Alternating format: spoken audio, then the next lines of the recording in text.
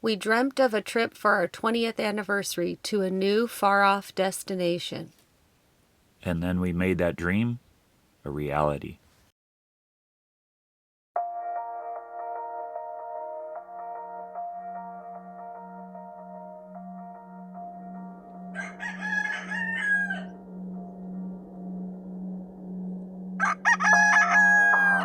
After an incredible first 4 days, and a day 4 that was loaded from sunrise to when our heads finally hit the pillow, we awoke to a beautiful sunny day on a coastal farm surrounded by mountains and glaciers.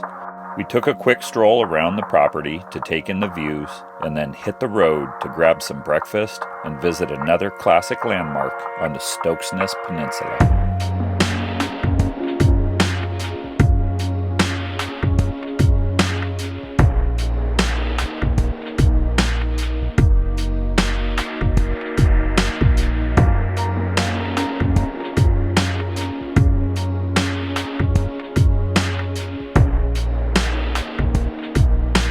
Stokksnes is a photographic paradise in the southeast that includes classics such as the jagged mountain tops of Vesterhorn,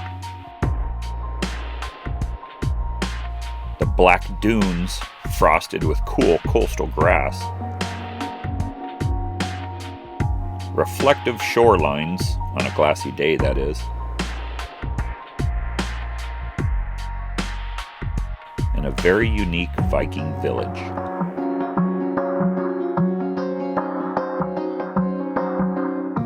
The Viking village was built in 2010 as a stage for a movie that never came to fruition. It has since become a cool backdrop for visitors to come and play. The guys at work got Jen and I hooked on the Vikings and Valhalla TV series and asked us for proof from the motherland. So we built them a little storyboard through text that we sent back home for entertainment.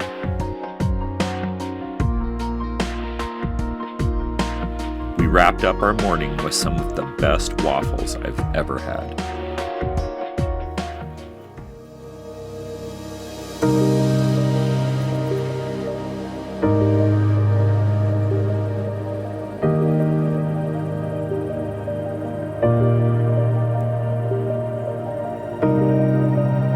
After a beautiful visit to Vesterhorn, we started our journey east.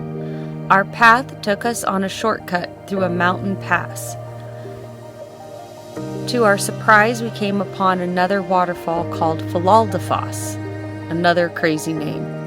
We are still in amazement of all the waterfalls we've seen and can't believe we keep stumbling across more.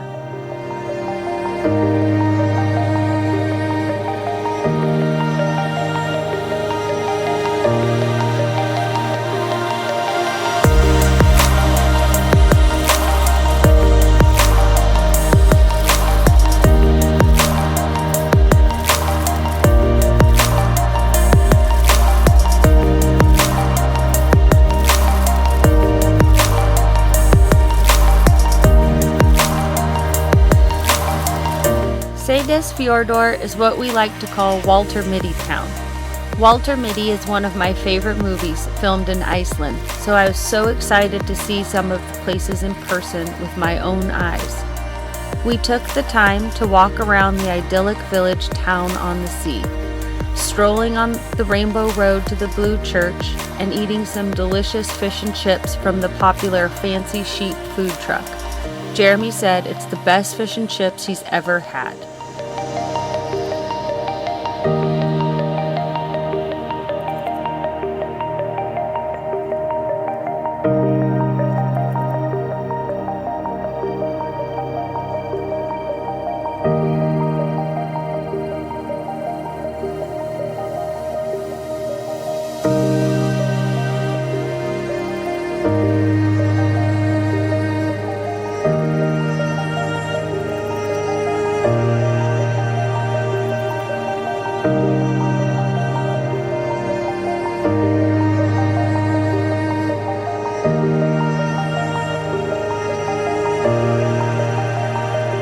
We stopped at the same waterfall that Walter Mitty famously rides down his skateboard by in the movie.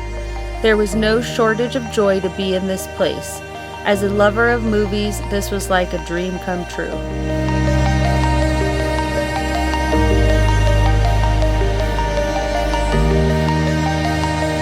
We awoke early on day 6 at a cottage on a horse ranch. We headed out before sunrise to visit Hengifoss and experience the coldest weather of the entire trip due to the icy wind.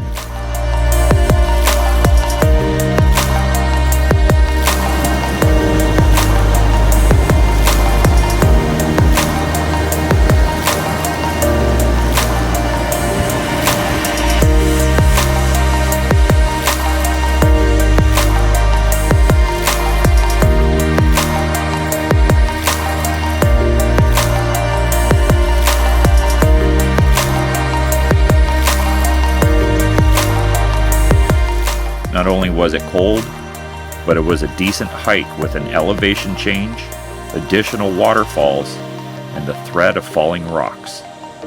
But all worth it. Before the trip, I studied Hengi and learned that the morning sun was the best to show off its red volcanic stripes. I know this is a long clip, but it was one of my favorite aerial flights, right as the sun started peeking through the clouds.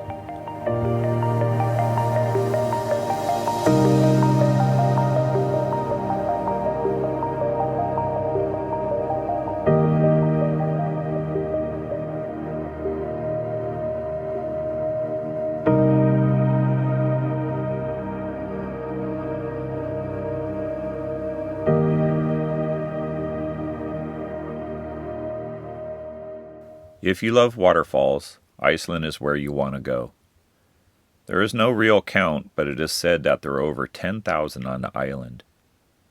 Venturing from the east coast, heading to our next destination in the far north, was very unpopulated and desolate, but the various landscapes had so much water flowing from the interior glaciers that we were constantly surrounded by waterfalls.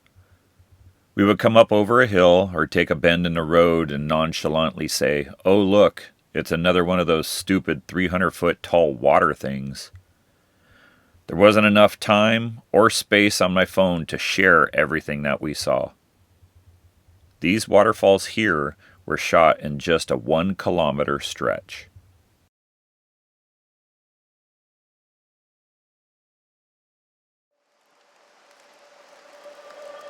Our next adventure was one of Iceland's newest hotspots to explore. A 7-mile round-trip hike with plenty of sheep, more waterfalls, and a load of incredible basalt formations along the shores of the Jökla River.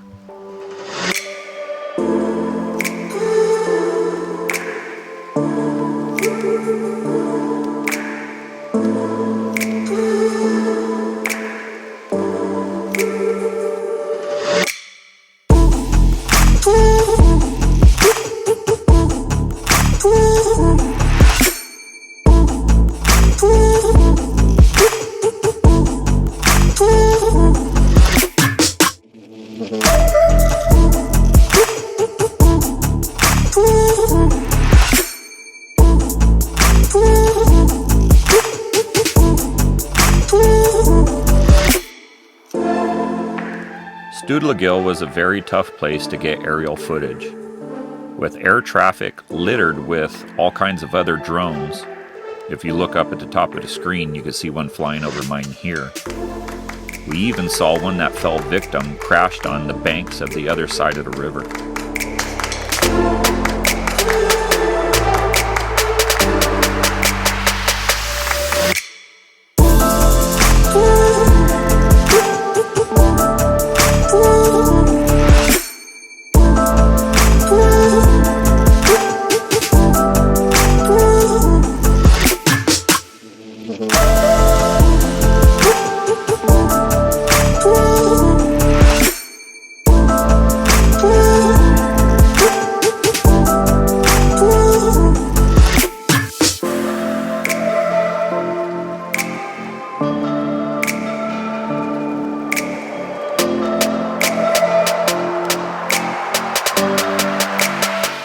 Mentioned that Studlagil was a newer attraction.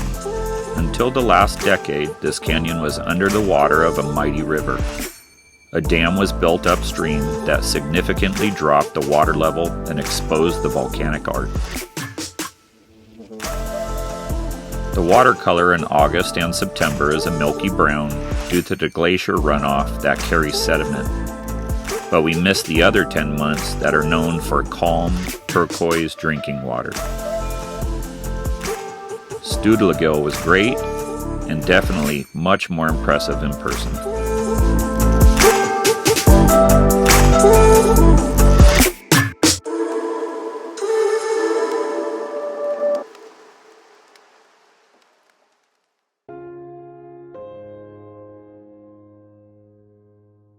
Myvatn was the halfway point of our trip. After a couple of long days, Jeremy suggested we treat ourselves and go to our first nature bath to celebrate. Little did we know what the night had in store.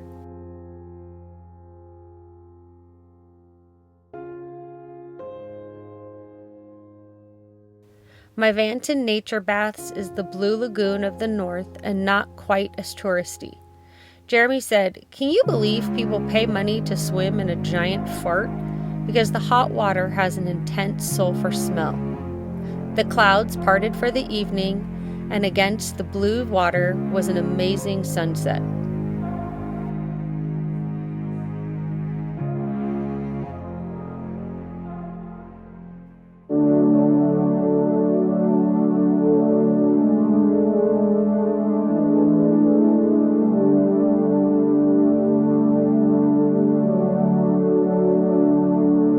The moon absorbs my thoughts like a sponge, and I drift into the night as I sleep. I float down the river of lucid dreams, and the ocean's tears wash away my fears. And no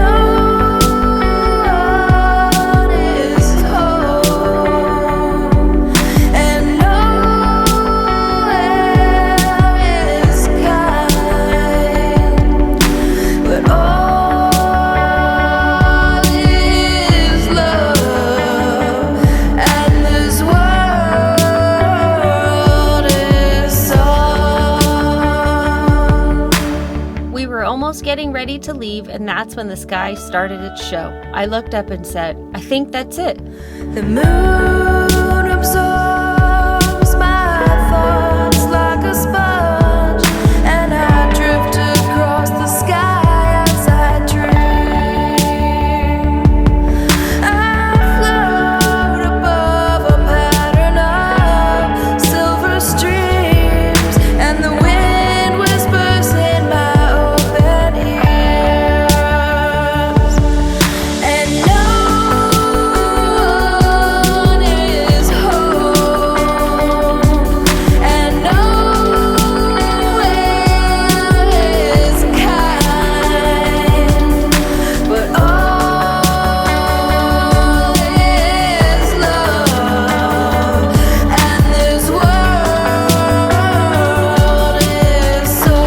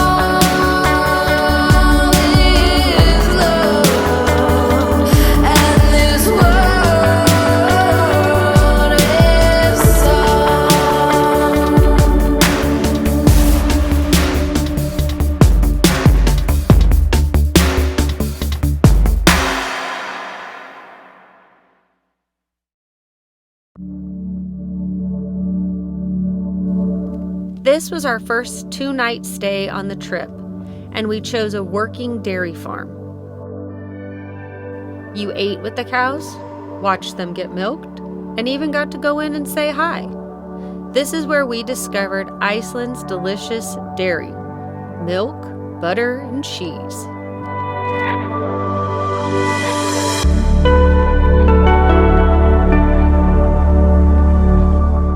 God gave us a sign in the form of thick clouds, so we headed towards the sun to go to Dafoss, which is ironic because this is where the leader of Iceland decided to follow one god instead of many.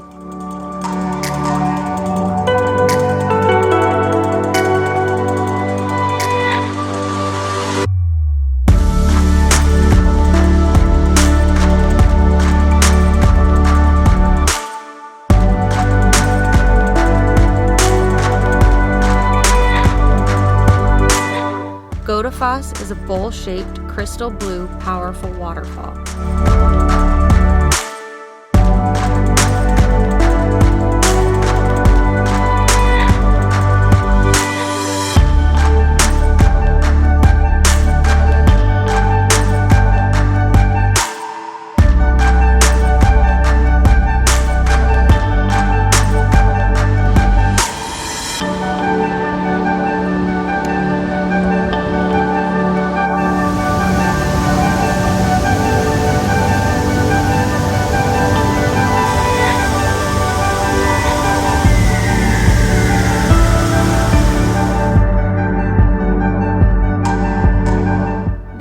Surrounding Dafoss has trails, a bridge that crosses the river, and a general store.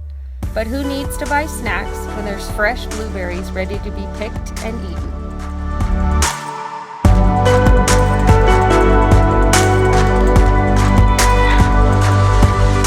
After Dafoss, we headed back to the east to check out the geothermal hot pots and steam vents.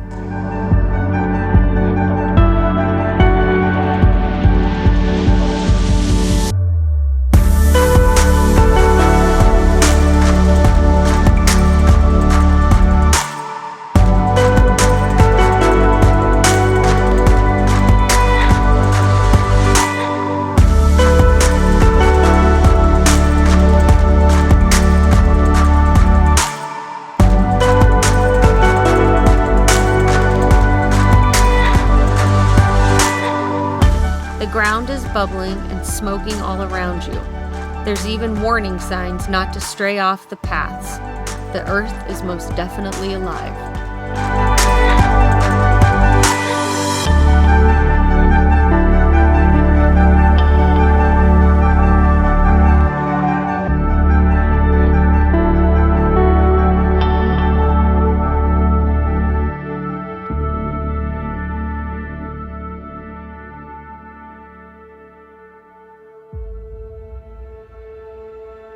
I researched Dafoss before the trip and wasn't visually impressed with what people shared, but we decided to go take a look anyhow.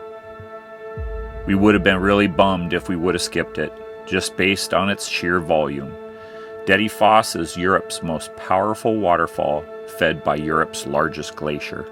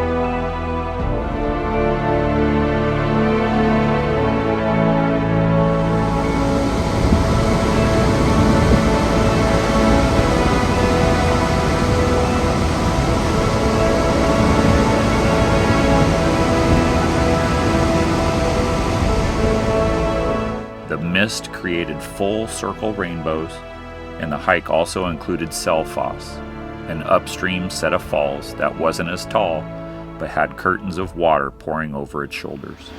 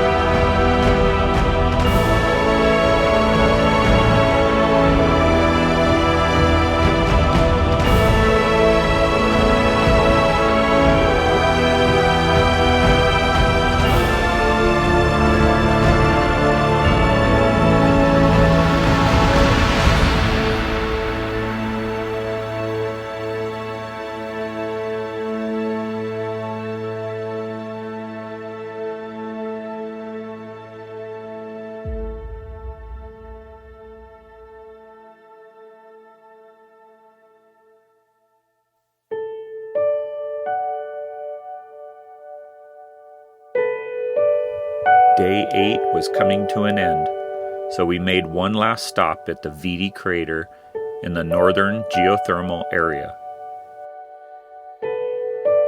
There are so many different earth tones in Iceland, but this beautifully groomed hillside with turquoise water, plumes of smoke, and fantastic shadows being cast by the setting sun made for an excellent aerial.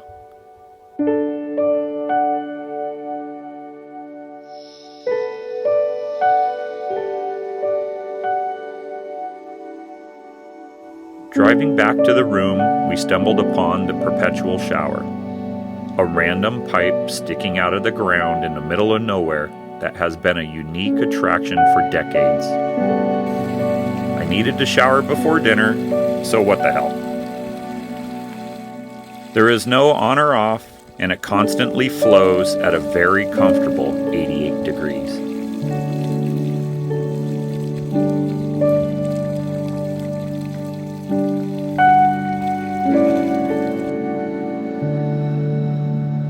We were extremely hungry from our adventures, so I went to look at the menu and picked the house special for Jen.